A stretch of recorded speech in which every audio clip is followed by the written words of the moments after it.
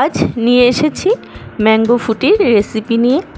তো বন্ধুরা, এটা খুবই চটপট, বাড়িতে সহজেই বানানো যায় কম উপকরণ দিয়ে। তো বাচ্চারা ফুটি খেতে বায়না করলে এটা আপনারা ঝটপট খুব সহজেই বাড়িতে বানিয়ে দিতে পারেন। তো বন্ধুরা, দেখে নিই আমি কিভাবে বানালাম এই ম্যাঙ্গো ফুটি। তো এর জন্য আমি দুটো পাকা আম নিয়েছি, এর খোলাগুলো ছাড়িয়ে নেব আমি। তারপর এরকম টুকরো টুকরো করে কেটে নিয়েছি। এরপর একটা মিক্সিং জার নিয়ে আমের টুকরোগুলো ঢেলে নিলাম। তারপর দিয়ে দিলাম 1 বাটি চিনি। আমটা কতটা টক সেই অনুযায়ী চিনি দিতে হবে। তারপর ফাইন একটা পেস্ট করে নিলাম।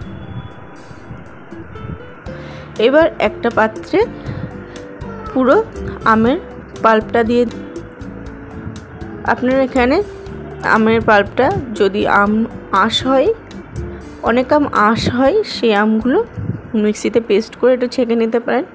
এরপর একটা পাত্রে দিয়ে দিয়েছি। এটা লো টু মিডিয়াম ফ্লেমে কিছুক্ষণ ফুটিয়ে নিতে হবে। একটু ভালোভাবে নাড়িয়ে চাড়িয়ে রান্না করে নিতে হবে 4 থেকে 5 মিনিট। তারপরে এর মধ্যে দিয়ে দিলাম 2 গ্লাস মতন জল। এবার ভালোভাবে ফুটিয়ে নিতে হবে। হয়ে আসছে, এবার নামিয়ে এটাকে ঠান্ডা করে নিতে হবে। ফুটিটা বেশি ঠান্ডা করার জন্য এর মধ্যে 2টো গ্লাসের মধ্যে দিয়ে দিলাম কিছু বরফের টুকরো। তারপর আমের জুসটা দিয়ে দিলাম।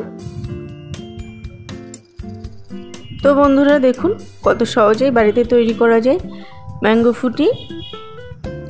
আপনাদের রেসিপিটা কেমন লাগলো অবশ্যই কমেন্ট করে জানাবেন। ভালো লাগলে একটা লাইক দেবেন, আর আমার চ্যানেল নতুন বন্ধু হয়ে থাকলে চ্যানেলটি সাবস্ক্রাইব করার জন্য অনুরোধ রইল। আবারও হাজির হব অন্য কোনো রেসিপির সাথে।